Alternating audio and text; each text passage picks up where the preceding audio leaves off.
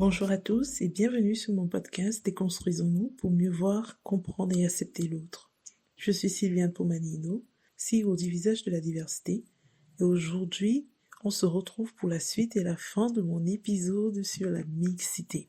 Alors, la semaine dernière, Manuela, Florence et moi avons échangé sur cette notion finalement, j'ai envie de dire, assez complexe. On ne va pas tout ratisser dans ce podcast parce que cette notion, elle est vraiment, comme je disais, complexe. Elle peut pas se traiter en deux épisodes, en deux parties, mais la semaine dernière, déjà, nous avons commencé à traiter ce sujet. J'ai été ravie de découvrir leur définition de la mixité et surtout de découvrir comment est-ce qu'elles vivaient finalement leur mixité au quotidien. Pour rappel, Florence, elle est franco-syrienne. Emmanuela, elle est camerounaise, mais elle a quitté le Cameroun quand elle avait 11 ans, donc finalement, elle porte les deux cultures dans son bagage, la culture camerounaise et la culture française. On n'y pense pas toujours, mais finalement, les mots ne sont pas toujours compris de la même manière. C'est vraiment ce que je retiens du début de notre échange. Donc, chers auditeurs, j'ai envie de vous dire ceci. Après l'écoute de ce podcast, n'hésitez pas à me dire en commentaire ce que vous évoque le mot mixité. Vous, comment le comprenez-vous? Comment le vivez-vous? Je vous laisse découvrir la suite de ce contenu.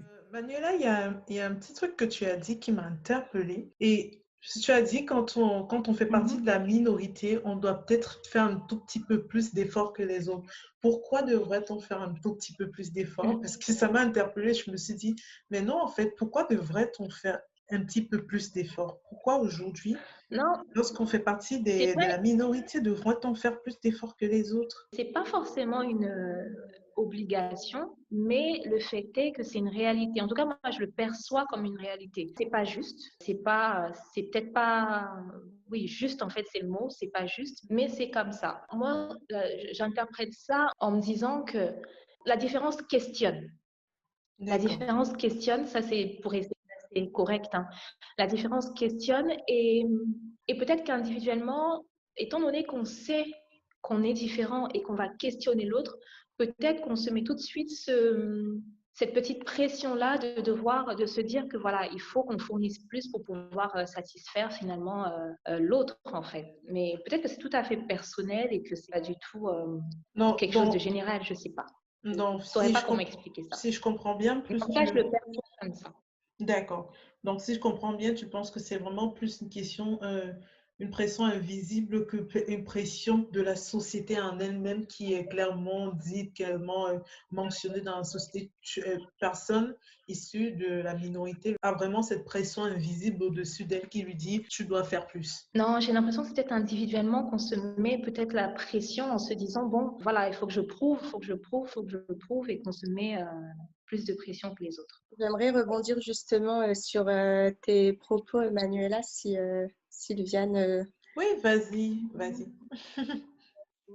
Je trouve que c'est très intéressant et je voudrais rebondir sur le moment où tu as parlé en fait de ta position de femme noire en entreprise. Et ce qui est intéressant, c'est que si on prend justement le cadre de l'entreprise, je fais écho en fait à mon expérience au sein du service diversité et inclusion. Aujourd'hui, de plus en plus, les entreprises et bon, en particulier les grosses entreprises se sont rendues compte effectivement qu'il y a un fait au sein de l'entreprise, c'est qu'il existe des diversités et que leur objectif est d'en tirer en fait le meilleur. Donc sur ces questions en fait de la diversité, on a choisi en fait différentes thématiques. Donc en général, c'est la mixité de genre, la mixité de sexe, etc. Et en fait, je voudrais faire le lien avec ce que tu disais. Lorsque tu disais, tu parlais d'être femme et d'être noire. Et c'est vrai qu'aujourd'hui, cette idée que deux critères, en fait, donc le critère du genre et le critère de l'origine puissent agir ensemble, cette question en entreprise aujourd'hui n'est pas encore prise en considération. Donc, ce que je veux dire, c'est qu'on fait de plus en plus d'efforts, par exemple, sur le sujet de l'égalité professionnelle, sur le fait religieux, par exemple, aussi, ça commence. Mais on ne prend pas encore en compte des critères, en fait, qui agissent au même moment. Parce que, Manuela, quand tu dis qu'on est femme et noire, tu as tout à fait raison, parce qu'on n'est pas que femme, on n'est pas que noir, on n'est pas que chrétien, que musulman. En fait, chaque personne sont une multiplicité de critères et effectivement, certaines de ces personnes, donc si par exemple on prend le cas des femmes noires, vont avoir tendance à vivre d'autres formes de pression Je pense que d'autres personnes. Et voilà, je voulais juste dire que c'est vraiment un terrain de réflexion en fait qui est très intéressant. Et quand on prend le cas de l'entreprise où on voit des efforts qui sont faits, mais encore peu de choses sur finalement ces critères de mixité, de diversité qui en fait sont reliés, sont interdépendants. Je trouve que c'est intéressant de parler de ce cas. Merci Florence, nous avons partagé ton avis, donné ton point de vue. Comme je dis, c'est intéressant d'avoir vos deux visions de la chose parce qu'on n'avait pas toutes les deux le même vécu, mais en même temps, toutes les deux, vous êtes vraiment des enfants, des parents de cette mixité. C'est intéressant d'avoir vos deux regards. J'ai un chiffre pour vous. 9 à 11% de la population française est immigrée. Bien évidemment, j'inclus l'immigration illégale. Vous pensez que les Français en moyenne ils pensent que ce chiffre, il est à combien? Moi, j'ai l'impression qu'ils pensent que le chiffre est beaucoup plus élevé, hein. Tu me donnes un J'ai chiffre? l'impression, enfin, je sais, un chiffre, je sais pas, moi, je dirais que au moins 25-30%, moi, je vois les choses comme ça, 25-30%, ouais. Et toi, Florence? De même que Manuela, je dirais un chiffre beaucoup plus élevé. En tout cas, ce que je sais, c'est qu'il y avait une étude qui avait été faite en 2016 qui disait que en fait, 30% des Français pensent que qu'il n'existe pas de différentes origines, en fait. D'accord. Eh bien, c'est vraiment aller très loin. Vous n'avez pas très confiance en l'opinion des Français, j'ai l'impression. France Info a réalisé un mini-reportage que je trouve très intéressant sur l'immigration, que chers auditeurs, vous pouvez d'ailleurs retrouver sur la page YouTube de l'Instant Détox. Dans leur documentaire, ils me disaient que les Français en moyenne pensent que 18% de la population française est immigrée. Et ça parce que dans leurs chiffres, ils incluent les personnes issues de l'immigration. Donc, les personnes deuxième génération, troisième, ils incluent ces personnes-là. Ils surestiment l'immigration illégale ou encore ils sont influencés par l'actualité sur les migrants. Parce que, bien évidemment, à la radio, dans les médias, à la télévision, on n'arrête pas de parler des migrants. Encore une nouvelle fois, on a des migrants, des migrants, des migrants. Donc, ce qui fait en sorte que les Français surestiment le pourcentage de population immigrée en France. Pourquoi je voulais vous parler de ces chiffres aujourd'hui? Parce que je voulais savoir, d'après vous, quels sont les avantages à vivre dans une société avec autant de diversité? Alors juste avant de définir un petit peu le regard porté sur la mixité de manière générale par rapport à ce que tu disais sur les personnes migrantes. Alors c'est vrai que bon déjà toute la complexité réside dans les définitions en elles-mêmes puisque voilà on parle de migrants, on parle de réfugiés, d'immigrés, etc. Et c'est vrai que quand on n'est pas forcément dans le domaine, eh ben, on ne connaît pas forcément les différentes définitions, les nuances, etc. Et ça, je pense que c'est ce qui crée aussi cette incompréhension en fait de la part d'une grande partie de la population. Et sinon, ce que je voulais dire aussi, c'est que effectivement, à travers les médias, quand on parle des migrants aujourd'hui, alors en général, on en parle toujours comme une masse. On parle de vagues de migrants, ne serait-ce les images qu'on voit, c'est toujours des images d'un groupement de personnes, donc un mouvement de masse. Et ce qui fait qu'on a tendance à oublier qu'en fait, déjà de un, la France est loin d'être le premier à accueillir les étrangers. On accueille très peu de gens à l'échelle de la population. Et aussi qu'on a tendance à oublier que derrière chaque personne, il y a un parcours, il y a une famille, et qu'en fait, on oublie cette individualité qui réside en chacune des personnes.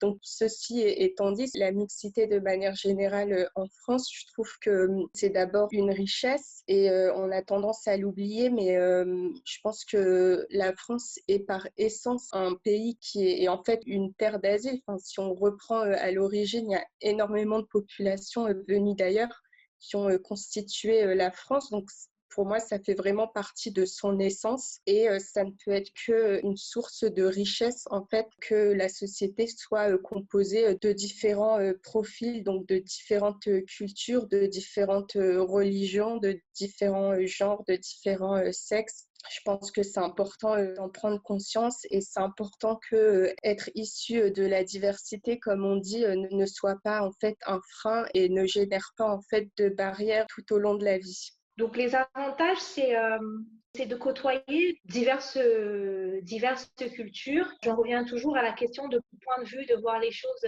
Quand on côtoie un public mixte, on a tout de suite plusieurs façons de voir les choses. Moi, je sais que depuis que je suis mère au foyer, parce que je suis bilingue, je parle anglais et français aussi, et j'ai à cœur à ce que mes enfants soient complètement bilingues en français et en anglais. Donc, ce qui fait que je côtoie beaucoup de mamans expatriées américaines et anglaises. Depuis que je les côtoie, ça m'ajoute encore une façon de voir les choses complètement différente. J'apprends énormément de ces personnes-là. Donc vraiment, c'est ça, la mixité, la diversité, c'est beaucoup d'informations et l'information, c'est vraiment la chose la plus importante. Donc vraiment, c'est ça. Dans un environnement mixte, c'est d'avoir beaucoup de points de vue sur des sujets différents, donc d'apprendre. Et puis un jour, si jamais on se retrouve à rentrer dans nos pays d'origine, eh ben, on ne sera que plus riche parce qu'on aura côtoyé des personnes différentes et appris, ouvert notre esprit et appris des choses différentes. Merci Manuela, vous l'avez compris, chers auditeurs, mixité rime forcément avec richesse, avec apprentissage. Donc, n'ayez pas peur de la mixité, n'ayez pas peur de côtoyer des personnes qui n'ont pas la même culture que vous, n'ayez pas peur d'aller vers les autres. Pour conclure notre échange, je vais vous poser cette dernière question. Si vous deviez tirer un enseignement précis de cette mixité, lequel serait-il? Je disais que c'était l'avantage, comme on disait tout à l'heure, c'était vraiment le fait d'apprendre des autres cultures qu'on côtoie. Mais c'est aussi très challengeant parce qu'il ne faut surtout pas s'oublier. Je mets aussi l'accent avec mes enfants en tant que parents de la mixité. Je mets l'accent sur le fait vraiment d'apprendre à nos enfants qui ils sont, d'où ils viennent, parce que moi, par exemple, j'ai quand même vécu dans mon pays d'origine avant de venir en France, même si c'était très tôt. Mais eux n'ont pas eu cette chance. Donc, ils sont issus de la mixité parce qu'ils ont comme parents des personnes avec des cultures différentes, mais eux n'ont pas eu la chance de connaître leur pays d'origine. Ils ne connaissent que leur pays hôte. Donc, on met un accent en tant que parents à vraiment leur inculquer des valeurs de leur pays d'origine, leur apprendre qui sont leurs ancêtres, leur apprendre d'où ils viennent. Moi, ce que je fais, c'est que j'ai acheté un cahier que j'ai trouvé dans un concept store pas très loin de chez moi, avec un arbre généalogique qui remonte jusqu'à plein de générations. Ce qu'on fait en général, c'est qu'on note les noms des parents, grands-parents, ancêtres, etc., pour vraiment connaître l'histoire et ne pas se perdre dans cette mixité qui peut, selon comment c'est perçu, peut être parfois aussi envahissante. Donc voilà ce que je pourrais dire à ce sujet. Merci Manuela, et c'est vrai que quand j'entends tes propos, ça me rappelle le podcast que j'avais fait en groupe c'était un podcast en famille, c'est le podcast numéro 4. Si je me trompe pas, c'était sur l'intégration, où justement, lorsque j'ai posé la question à mes invités, savoir comment vivre au mieux son intégration finalement dans un nouvel environnement, et c'était tous unanimes sur le fait qu'il ne faut pas s'oublier, il ne faut pas oublier d'où on vient, il ne faut pas se perdre. Donc finalement, j'ai envie de dire que c'est un conseil qui s'adapte à toutes les situations au quotidien.